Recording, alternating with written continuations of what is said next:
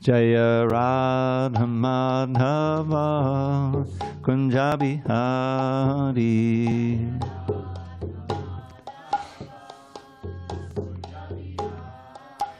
Jaya Radha Madhava Kunja Bihari.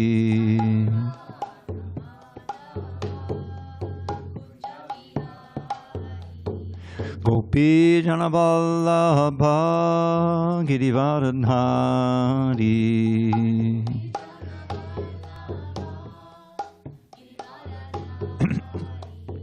Gopi Janavallabha Girivardhari.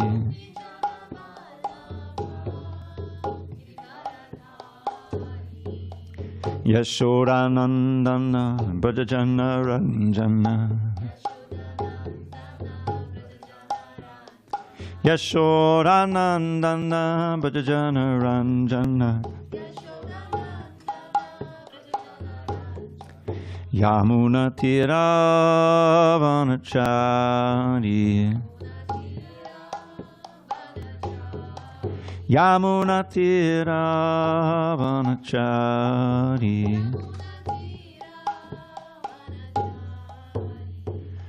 Hare Krishna, Hare Krishna, Krishna Krishna, Hare Hare, Hare Rama, Hare Rama, Rama Rama, Hare Hare.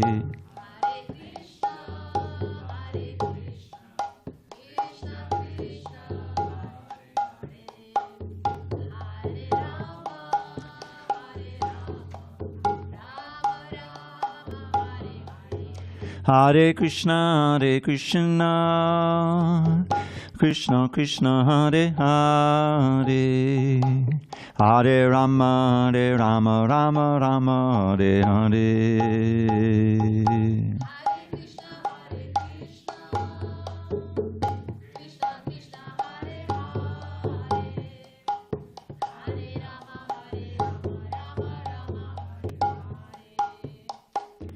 Hare Krishna, Hare Krishna, Krishna Krishna, Hare Hare, Hare Rama, Rama Rama, Hare Hare.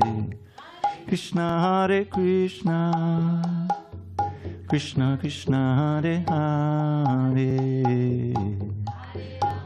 Hare Rama, Rama. Jaya Radha Madhava Kunja Bihari.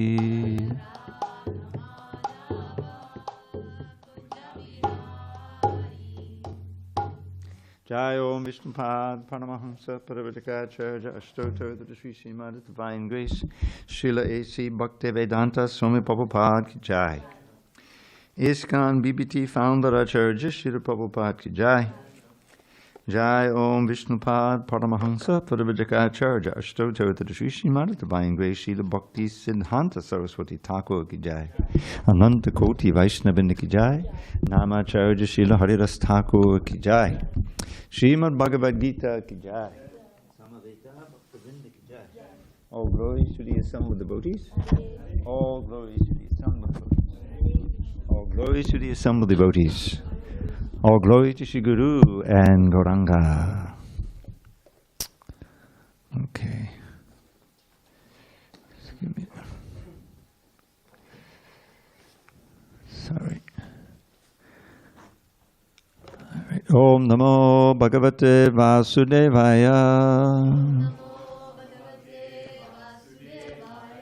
Om Namo Bhagavate Vasudevaya. Om Namo Bhagavate Vasudevaya. So we've lost the place here. Do you have it, Tabas? What text? 19? Is that right? Okay. We have a confirmation over here. All right, just give me 1 second here. Okay.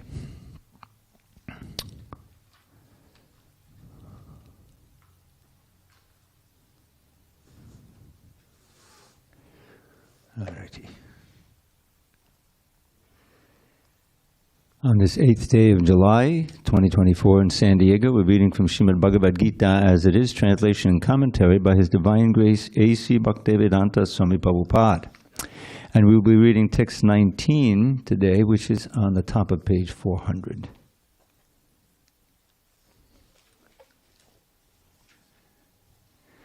Tapami, aham, varsham, nigriksnami, utsvajami, cha, amritam, chaiva, mrityuscha, sadasach, chaham, Arjuna, tapamyaham varsham, nigriksnam utsvajami cha, amritam chaiva mrityuscha, sadasat chaham Arjuna. Tapamyaham varsham, nigriksnam utsvajami cha, amitam chaiva mrityuscha, sadasat chaham Arjuna. Tapamyaham varsham, nigriksnam utsvajami cha, amitam chaiva mrityuscha, sadasat chaham Arjuna. Go ahead. Tapamyaham aham varsham,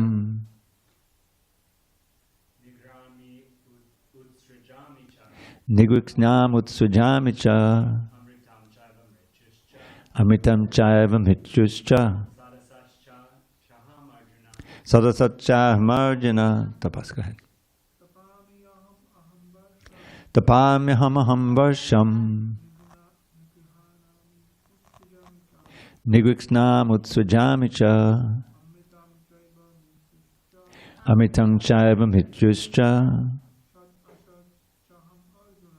sadasat chaham Arjuna. Ladies. Tapamyaham aham varsham, nigriksnam utsvajami cha, amritam chaiva mrityuscha, sadasat chaham Arjuna. Tapamyaham aham varsham, nigriksnam utsvajami cha, amritam chaiva mrityuscha, sadasat chaham Arjuna.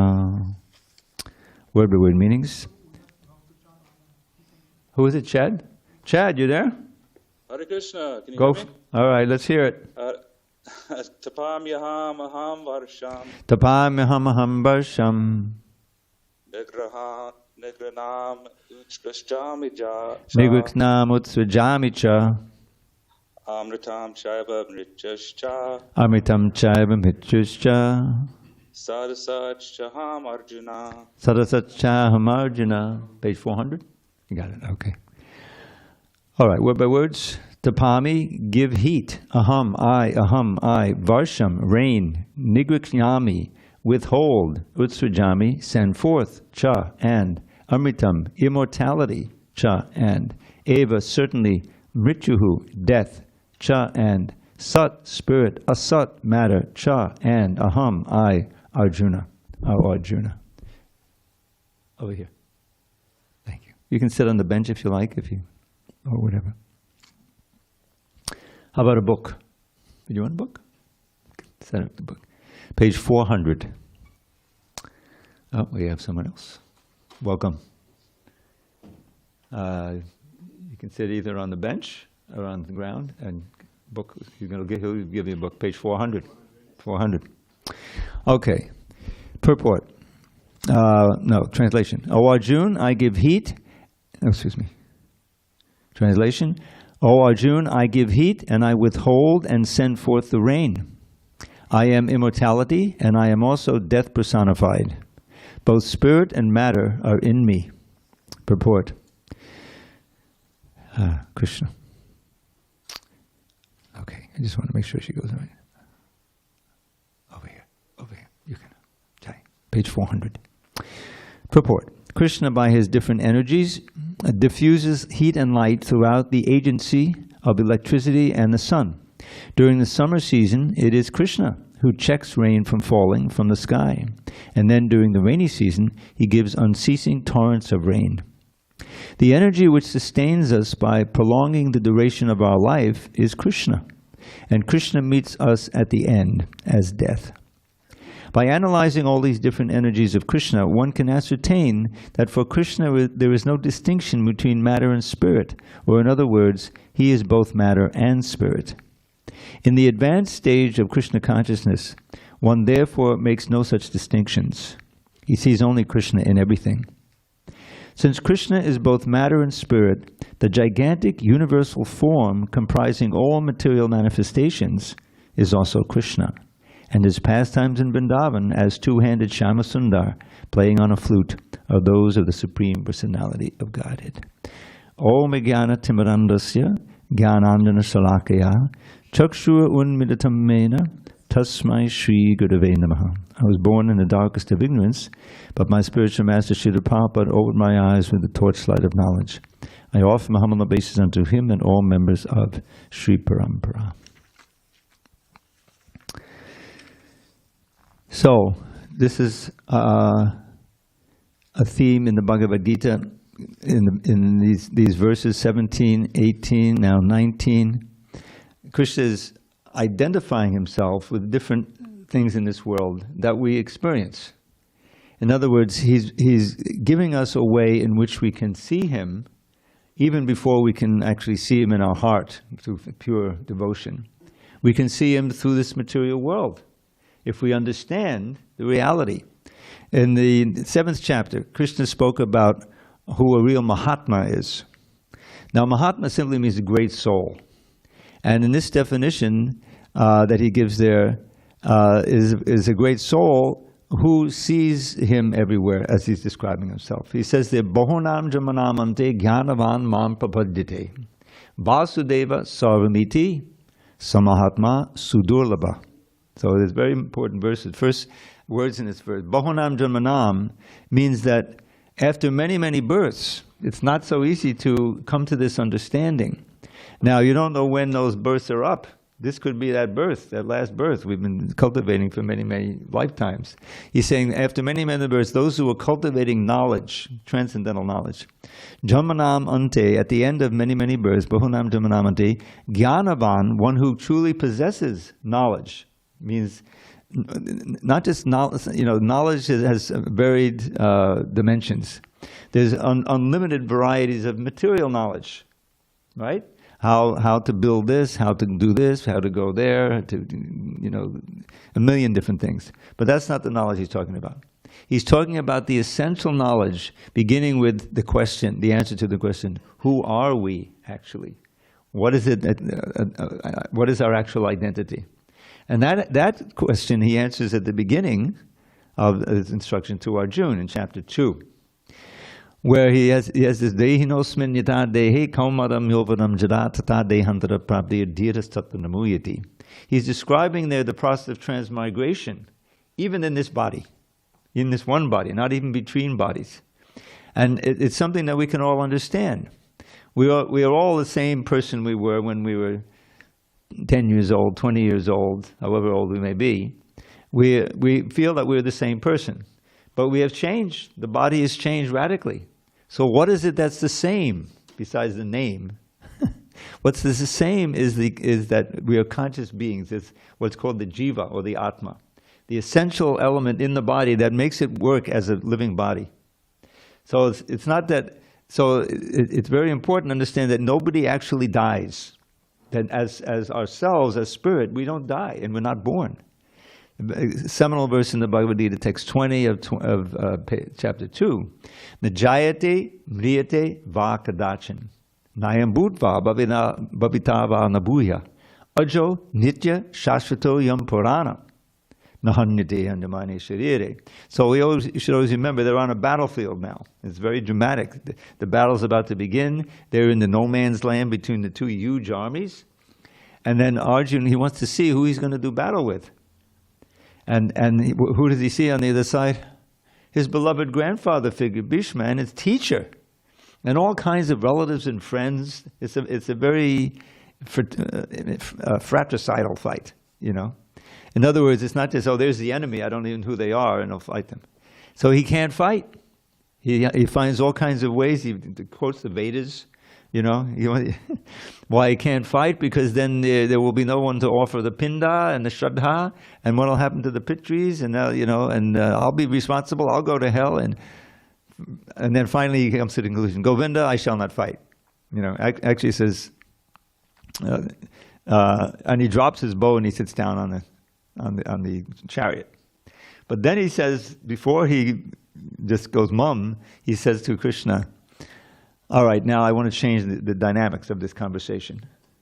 And he says, Karpanya dosho apahata swabhava prichami tvam dharma samuda cheta yakshe yaksya nishchitam bruhitam me shishyasteham sharimam tvam papannam. Very key verse, because it changes everything. Before, they're two friends. You know, Krishna is his friend. And he knows he's the Supreme Personality of Godhead, but he's dealing with him in a very friendly way.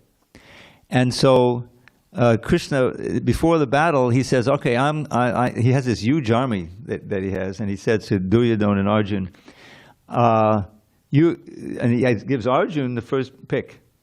He says, you can pick my armies, you with so many elephants, infantry, or you can pick me. And I'm not going to fight, you know, but my armies will fight. So each one of them thought they got the best deal, right? Arjuna said, I'll take you alone over the whole armies. And Duryodhana said, that's a relief. And now I'll just take the armies, because he didn't realize Krishna is so powerful.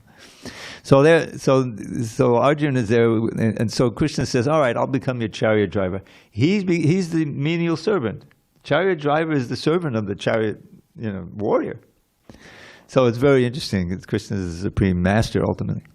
So Arjuna understands this whole thing, and he finally says, the only way to solve my problem, he says, due to my miserly weakness, because now Krishna said to him, look, all these great warriors on the other side, if you go off, and Arjuna said, I'll just go to beg in the forest somewhere. Better than killing my relatives. I'd rather just become a beggar, which would be unnatural for him because he's a natural kshatriya, a very competent fighter. So it turns out, you know, karpanya dosha, through this fault of miserliness, you know, I've lost my real nature. Upahata swabhava, my natural nature as a fighter has been lost. So now I'm asking you, Pritchamidvam Dharma Samuda Cheta, I am bewildered about what Dharma is. Now in the Vedic culture, doing the right thing is all important. Right? Dharma is key. What separates us from the animals is Dharma. I mentioned this last night in the talk. Very important verse. There's a book called the Hitopadesh. Now I haven't seen the whole book, I just know this one verse. But the very title of the book is so important. It means instructions for the benefit of human beings. Hita means for the welfare, right? So this is a verse that Prabhupada would always quote. He said, Ahara nidra bhayamaitanamcha samanyametat pashabhinaranam dharmo hitesham adhiko vishesha dharmena hina pashabhi samana. Which means we share 4 basic bodily needs with the animals: eating, sleeping, mating, defending. You know, even every animal, the insects, they have their means of defending is to basically run away. You know, the birds fly away. You know, but then you get into the dogs, they have, you know, some means. So they all have defense means. Of course, they all eat. They eat. We eat. Eating, sleeping. We have to sleep, and we have some reproductive means. You know, and then defending. So, if all of our attention. Haribol, everybody. Welcome. We're on page 400. If our main business during the day is worrying about those things, spending money and thinking, then this verse says that we're all on the. What is it that differentiates from the animals then? It's Dharma. It's you know, it's not, religion is a poor translation of Dharma. Dharma is based on this root word dri, which means to uphold. It's in the name of the deity here. Giridhari. It's the same root. To uphold, to hold up the mountain. So everything has a dharma. The chair has a dharma. I always point this out. That a chair, it supports you. When you sit down on it, you expect it's going to support you. But if it happens to be an old chair, faulty chair, you sit in, it collapses, then that chair is not performing its dharma as a chair. It's adharmic, right? And everything has a dharma. Salt has to be salty. If not, oh no, we put salt in the sweet rice. We should put sugar. So everything has a dharma, and if it doesn't fulfill that dharma, then there's a fault there. So what is our dharma as living beings? And this is answered throughout the books. And in the Srimad Bhagavatam, which is a much vaster book, it's described that the real dharma of every living being, every soul, every particle of consciousness, which is indestructible, is to serve. And ultimately that service is fulfilled when we serve God, when we are actually able to serve God at every moment. That's the spiritual world. That's what it means in the spiritual world. That's paradise. And there's a constant flow of prema bhakti, premananda. Prema is love. It's not service. It's not servitude. I'm an editor. We're trying to expunge that word from Prabhupada's books. Although it sounds like servitude is interchangeable with servitorship, it's not. Servitude means slavery. It's not voluntary service. It's completely voluntary because it's done out of love. The perfect example in this world, or the closest example, is a mother's service to the child, newborn child. Child doesn't know much of anything, just does this source of my existence and love and comfort is he doesn't have a name for it, the mother, right? And the mother is just loving the child selflessly. She'll sacrifice so much for the child, and if the child is comfortable, is not crying, is well fed, and smiles a little bit with that toothless smile, then the mother is happy. It's totally selfless, you see? Taking pleasure in the pleasure of the baby, isn't it? That's pure bhakti. Bhakti is taking pleasure solely and wholly in the pleasure of your beloved Lord. Now, and Krishna, being God, he can reciprocate all different varieties of loving exchange. You want to be his friend? Okay. He'll appear to you like that in Goloka Vrindavan, and you can comfort with him forever. We're herding the cows, the adventures. There's no demons in the spiritual world, but Prabhupada says sometimes the threat of demon is there. And so you can have the same rasa that Krishna is saving you from a demon, see? So, and then of course his parents.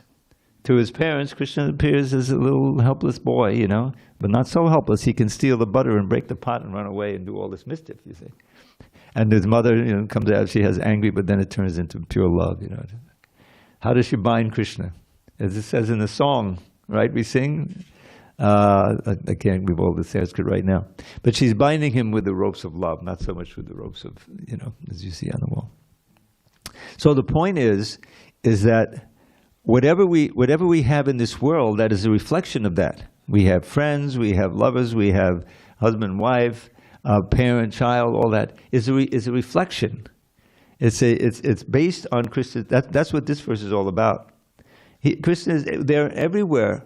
By his energy, the sun is shining. By his energy, we're able to digest food. By his energy, this all around us is a form of energy. We don't normally think of it. The solid matter, the gases, the airs, all of it is generated from God. That's the definition of God in the Vedic literature. That from which everything comes. You see. So what he's saying, what he's describing here, is how you can see me everywhere. You should experience me in everything. If you become God conscious through the process of bhakti yoga, you'll see that Krishna's influence is everywhere, and that when we rebel against his, righteous influence, then we create a difficulty in our own lives and on this earth. When you have most of the people, they don't know anything about God. They couldn't care less. It's all getting and spending and animal instincts and things. Then we have a hellish situation. So Krishna consciousness is a process of both improving and perfecting our lives, and also improving and perfecting society also. Because when everyone, back in the Vedic age, when you had King Parikshit running things, and King Yudhishthira, and all of these great kings, then there was peace and prosperity throughout the world. There was harmony, because it wasn't based on exploiting and dominating other people. It was based on collective glorification of the Lord. And yes, there were duties we had to perform. The Varnashram system was there, with Krishna in the center. And we had our different propensities, our different births, and we had our different strengths. But nobody was lording it over someone else. Oh, I'm in Brahmin caste, and you're just a Harijan, No, that's Maya. That's illusion. And so Krishna will continue to describe that I'm behind everything. You can see me in all of the functionings of the weather and the earth and your own body and your own. And in this way, you're always conscious of the Lord's presence in your life. And that the relationship, when it's purified and becomes one of service and love, that's the perfection of human life. Okay. So now he's going to describe in 3 or 4 verses why we shouldn't try to pray to the demigods to go to heaven. That's a common thing. Any questions on this verse or anything else we said today? Yes, please. We have mics. What happened to the mic? Right behind you. Yeah. Just to put it on. So, welcome, by the way, welcome. Oh, hello. Yeah. So when I think of a demigod, I think of like Hercules or something. Or like Perseus or something in like Greek mythology.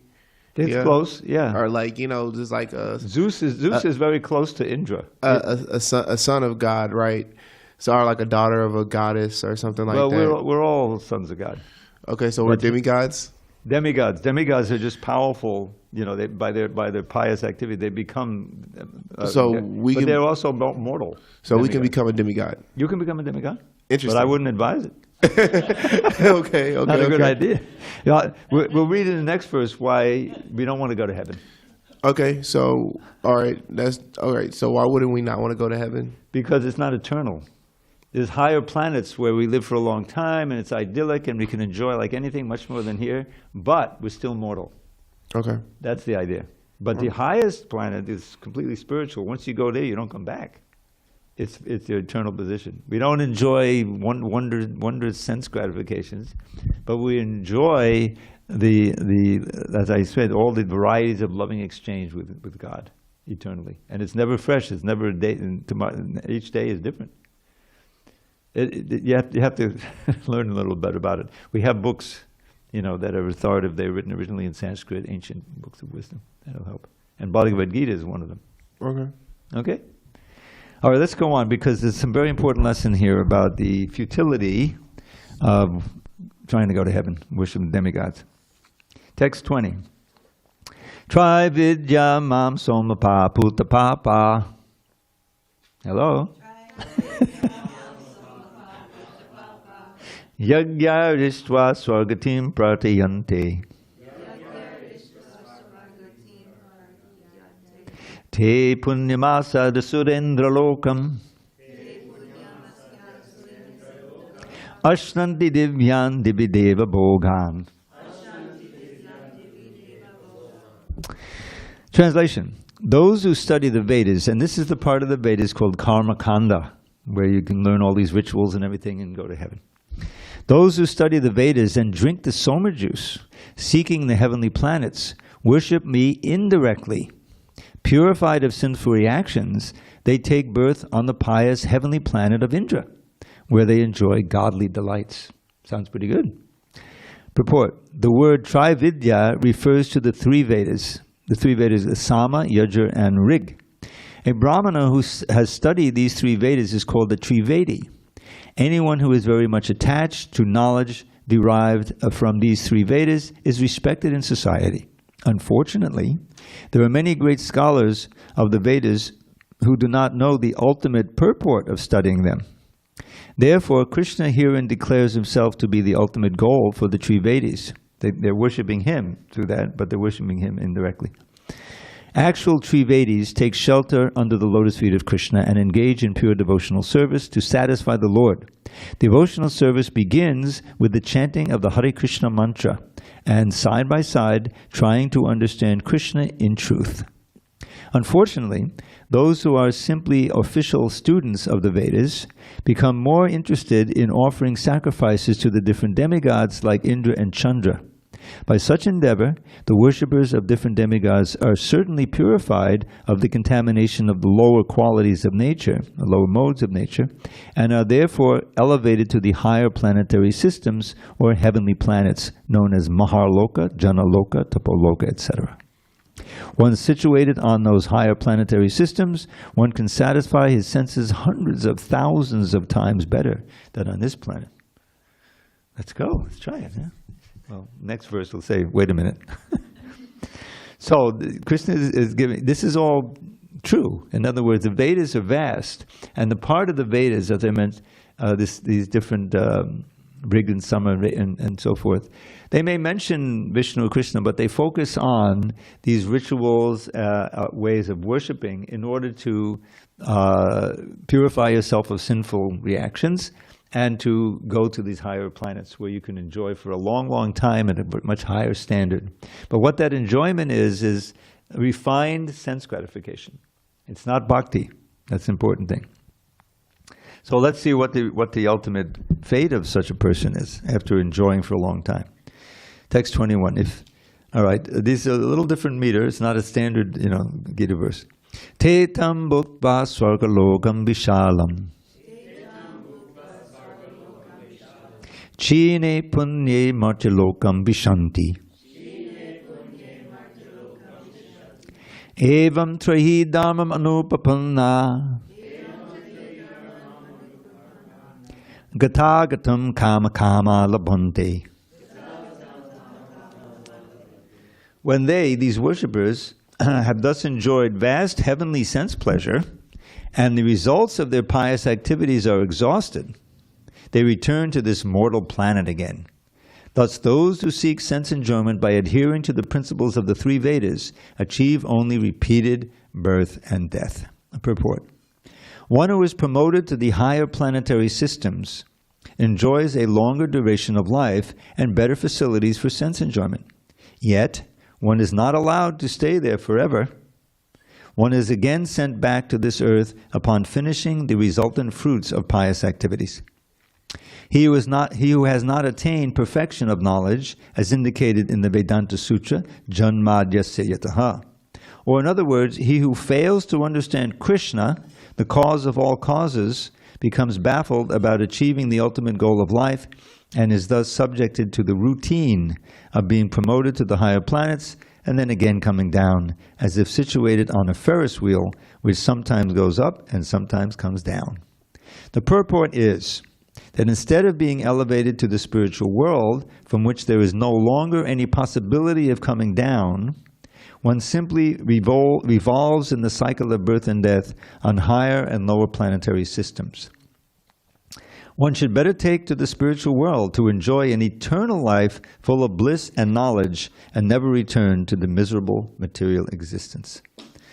So these couple of verses encapsulate a central principle of devotional service, of bhakti, and that is that as spiritual beings, we should first of all understand our nature as eternal souls. And we're part and parcel of Krishna, which means that we have his qualities in minute degree. Just as Krishna is the supreme enjoyer, wouldn't you be if you were God? Would you want to think, well, okay, I'll just settle for, the ups and downs of material life? No. As God, you arrange things so you're always enjoying. But since we're part and parcel of him, that's what we want to have. But we can't enjoy it, we can't have that position if we imitate the position of God, which is to be the supreme enjoyer and the controller. We need to participate and take our enjoyment in the enjoyment of the Lord, which is what love means.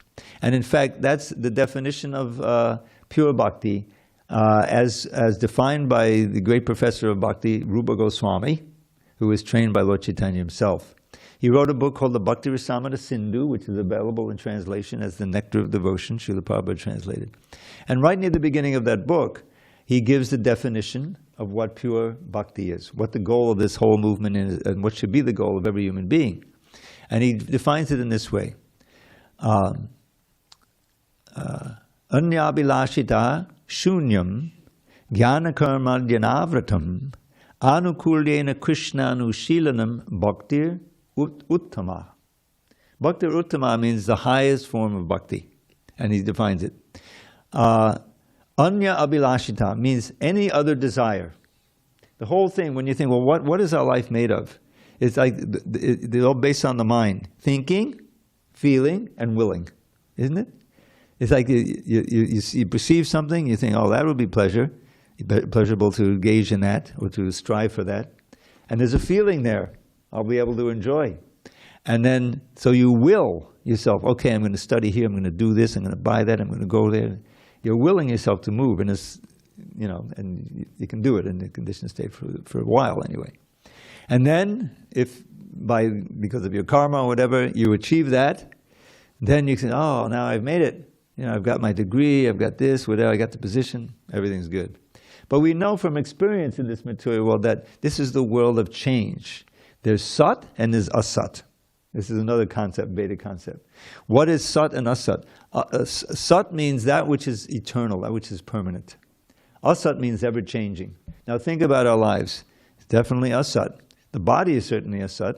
The body we have today is different from yesterday. And after you pile up a whole bunch of days, you feel, yeah, it's much different. Well, what happened to my hair? What happened to my teeth? Whatever. This happens. It's the way it is. So if you try to find this eternal happiness on this ever-changing platform, it's a fool's errand. You can't do it. That's Maya. That's illusion. This is a big con job. Here, just engage me here. You come this way, then you can enjoy. And this is Maya's skill. It says, oh, yes, and why not? Yes. And so you commit yourself to that, but time passes and things change, and she goes her way, or he goes his way, or they both go into oblivion. And what happened to that platform of enjoyment? It's no longer there. All you've got is the memories, the regrets, the depression. Oh, let me take a pill. Right? And then, now I have some relief. But that wears off. It's constantly hoping and then being dashed, hoping and that. That's material life. And Krishna is trying to teach us with that. It's all a big lesson. And it only works, though, if you come in touch with the real knowledge. And you can understand, oh, now I understand why I was frustrated. And now, let me try this process. In this age, it's become so easy. Lord Krishna has come as Lord Chaitanya for two reasons. He had the internal reason. You read the Chaitanya Charitamrita, it's such a wonderful book. The internal, external reason. His external reason to help us, because we're all his children. He claims us all, not even human beings, every living entity. What is it? Sarva yona shakunteya murtiyak sambhavandaya tasam brahma mahadjona aham bija pradakpita. I am the seed-giving father for every living being. That means he's our father. So we're like these wayward sons. I always think back to the 60s, where the kids would run off to San Francisco, and the parents wouldn't hear from them. They're living in the Midwest somewhere, and the kid would see something on TV. Oh, boom. So what can the parents do? They can just pray that somehow the kid will contact them again. Please send me some money. I want to come back. Oh, sure. We'll give you a ticket, right? So it's like that. Krishna is like, how can he get us back? Well, he needs knowledge. We have to have knowledge what our real situation is. So he comes, as he says in the Bhagavad Gita, famously. Everyone knows this verse. Anyone born in India knows this verse, and some who don't. Yada yada hi dharmasya. Ring a bell? Vani bhavati bharata abhyutanam dharmasya tadatmanam sajamya. Is that like a standard thing you learn in grade school or something? Because mother teaches it. Yeah. Anyway. So what he's saying there is that whenever and wherever there is a discrepancy in dharma, we're back to dharma. Yadahi dahi dharma saglani. Dharma saglani means distortion of dharma, fake dharma. Abhyutanama dharma sa, and when adharma becomes rampant, I appear. I manifest myself. Yeah. Now, Krishna rarely, but sometimes comes as himself, as Krishna. But oftentimes he'll come as some avatar, or he'll actually appear. This is an incarnation of Krishna. Through the words. Krishna is not different from his words. Or the holy name. See, we're different from our name. We know that. But Krishna's not. He's absolute. And that's why chanting his name with attention, you're associating with Krishna, you're becoming purified. You're becoming peaceful. You're becoming less depressed. And ultimately, you're becoming blissful. Because the purify, he says that in here too. I am the ultimate purifier. Arjuna says that about him. The essential verse coming up in the next chapter. Param Brahma, Param Dhamma, Pavatram Paramam Bhavan, Purusham Shasvatam Divyam, Adi Dev Majam Vibhum. This is Arjuna's realizing, oh, for us, he's telling you, you are the supreme, Param Brahma, the supreme Brahman, the supreme manifestation of spirit. Param Dhamma, the supreme abode. Pavitram Paramam, the supreme purifier. See? Pavitram Paramam Bhavan, Purusham Shasvatam Divyam, the eternal divine person. Adi Devam, the original God. Ajam Vibhum, unborn and full of all kinds of powers and excellences. This is Arjuna's apotheosis verse, you know, that Krishna said, Aham Savasya Bhavavoma. 4 verses, 8, 10, 8, 9, 10, 11, and then Arjuna says, yes, you're telling me. Anyway, next chapter, this will come up. But throughout, he's saying that. He's saying the same thing here. So Krishna, he takes the trouble to come, to participate in the doings of the Mahabharata, and especially to speak this Bhagavad Gita for all time. And he keeps sending his representatives to give this, because we need this. What was Prabhupada's greatest gift to us with his books, where he took this knowledge and put it into English so we can read it. And from the English, it's been translated into 80, 90 languages all over the world. So that makes it accessible to us. So, and I always like this verse. You may probably don't know it. It appears several times in the Bhagavatam. Any verse that appears twice or 3 times is very important. Tuliyama lavenapi naswargam napunarbhavam. Excuse me. Naswargam napunarbhavam. Bhagavat sangi sangasya martyanam kimutashya. Which means that even a moment's association with a pure devotee of the Lord, who is Bhagavat Sangi, a personal associate of Bhagavan. You see? So you have the word Sangha and you have the word Sangi. Sangi is the one who associates. Sangha is the association. So a moment's association, Sangha, with the Bhagavat Sangi, someone who is always with God in his consciousness in a moment, is more valuable, even Nasvargam, than going to heaven. Much more valuable than going to heaven, you see. Napunarbhavam. Apunarbhavam means not coming back again, liberation. He said, what to speak of the things of this world, money and wealth and all these things, it doesn't compare. Why? Because by that association, even a moment's association, what to speak of prolonged association, you can get knowledge, you can get the clue of your actual goal in life, who you are, and give the method of how to do it, and the inspiration to actually follow that process. Just like anyone who's chanting Hare Krishna, regularly, is like, forget about the lottery. I take a walk and I go down in the corner. Play the California lottery. It's up to $100 million, $500 million. My God, $1 billion. They're going to. They have that now. But what are your odds of winning? 1 in a trillion. So it's just it's a perfect example of Maya. This. But I'm doing a japa walk. Who needs that? Hare Krishna, Hare Krishna. I already won the lottery. The fortunate souls who are putting at least some of their attention on this wonderful knowledge, and also taking the step of actually practicing. And what's the big practice? Chant this mantra. It's so easy, you can learn it in like 15 seconds. And then you can chant it anytime, any place. It's always auspicious. Anyone, anytime, any place. There's no hard and fast rules. And the benefits are enormous. Even once chanting one name, you've eliminated thousands of births of bad karma. This is the power of the holy name. It's mentioned many times in the Vedas. So why not, do it? What's the investment? There's no expenditure. There's no difficulty. Just chant wherever you can, So, and all of this is actually realized in that. In other words, the Bhagavad Gita, you can realize the truth of it by chanting and taking part. So, what about these poor souls who are, befooled and are going now to heaven? What happens to them ultimately? So we'll read one more verse here. Okay, Tatum Bhukva Swagalokam Vishalam. We didn't do 21, did we? We did 21? Okay, 22.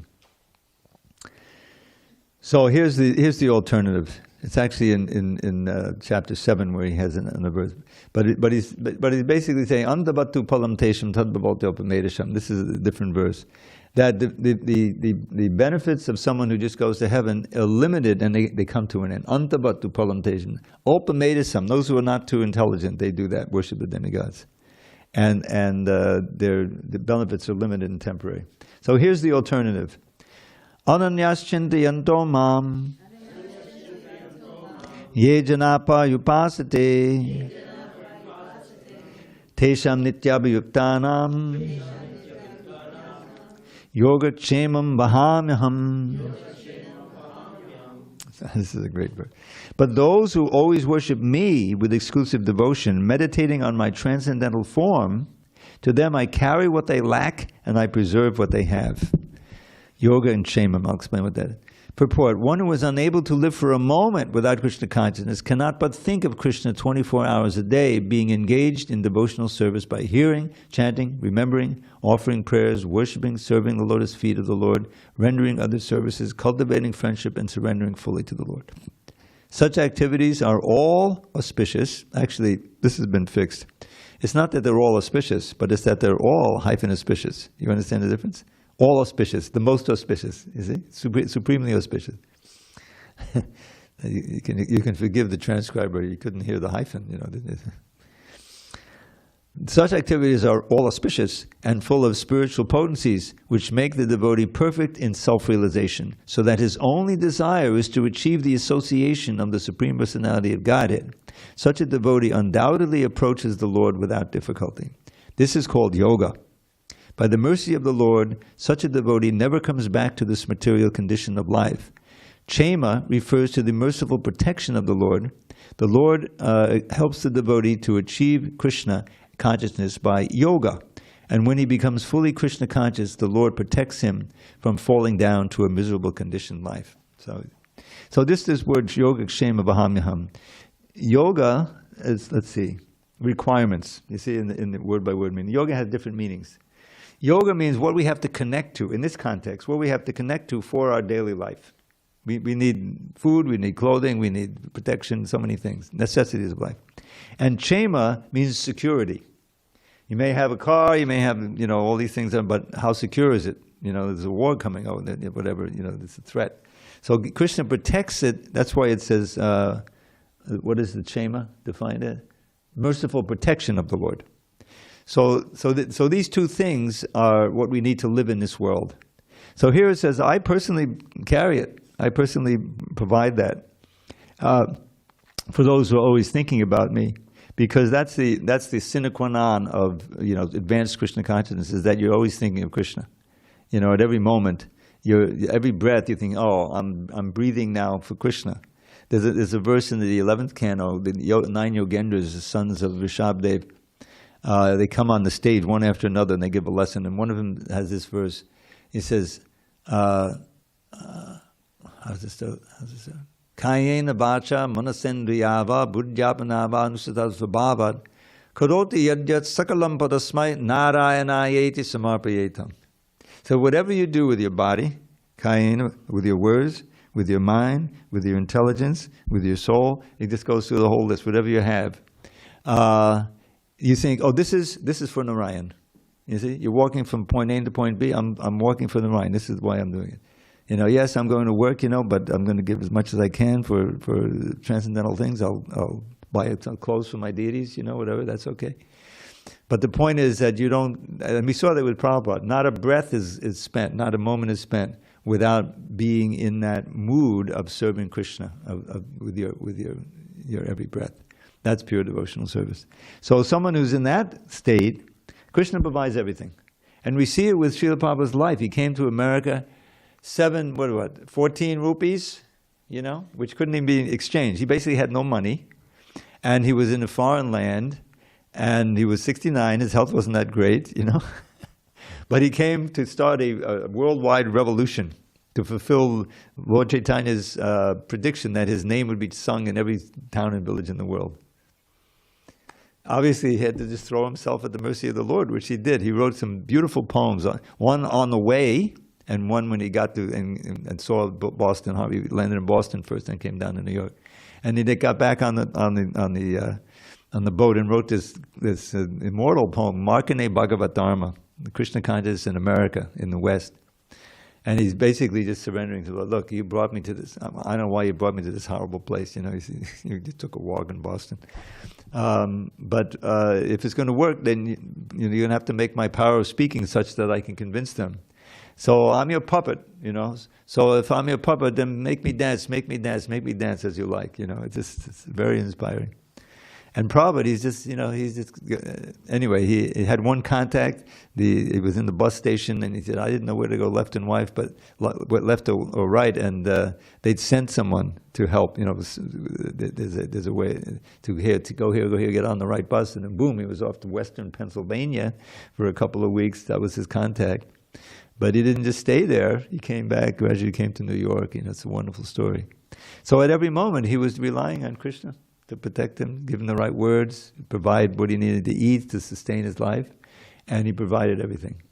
And he was able to build temples. He opened a huge temple in Vrindavan, Bombay, and so many other places now. The movement, and just to be clear, at least 75% of the movement is now going on in India. That's the temple. It just flourished like anything. He was saying when he first went back to India, well, I made these disciples from America. He had some American disciples. Giriraj Swami was one of them.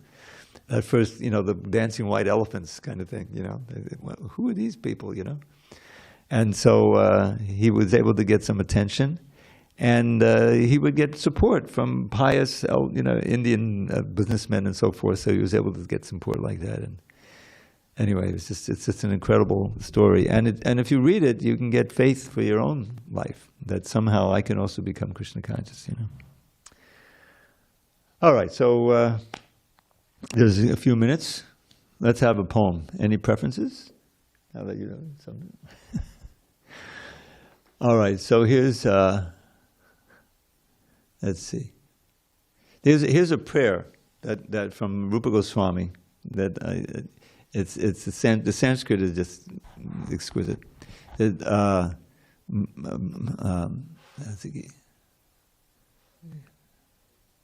Okay.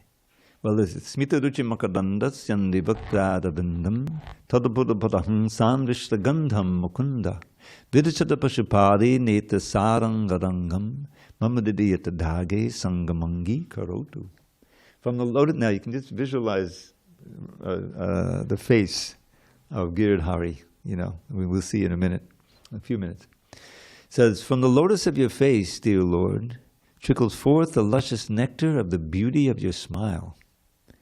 Your exalted devotees, great swans, seek the fragrance of that lotus which does ere their hearts beguile. Your beloved Gopi's eyes, mad bees, taste the most exquisite pleasure in that lotus of your face. Oh, my dear Mukunda Dev, I pray, may the lake of my poor heart be by that lotus ever graced. See? So here's one with a little hot chili to it. Dehishti mangsurudi devi matam chajasva, jaya sutari sadama matam vimuncha, pushyanisham jagadidham chanabhangatishtam, vairagya raga rasiko bhavabhakti nishtam. Don't love the body, just a bag of flesh and blood and bone. Give up your sense of ownership of wife and kids and home. At every moment, see that this world totters on destruction. Become detached and learn to love the Lord without obstruction. And I always, whenever I do this one, I have to apologize for not doing the last line, giving the last line its proper due. Vairagya raga, become attached to detachment. Very interesting. It's like Raghunath Das Goswami. He always is pushing the envelope of vairagya. Anyway, there's a story. I don't have time to tell it now. But vairagya, become attached to detachment, the only way to do is become a rasika, be able to taste the rasas of bhakti, and then you become completely detached from sense gratification. It's easy. But cultivating that, for that we have to chant Hare Krishna and perform other services. Okay, so we'll adjourn now, and hopefully we can re-adjourn with some of you, or most of you, tomorrow night, same time. And we'll see the deities in a few minutes. All glories to Srila Prabhupada. Hari Hari Bol. And we'll continue with the 9th chapter here.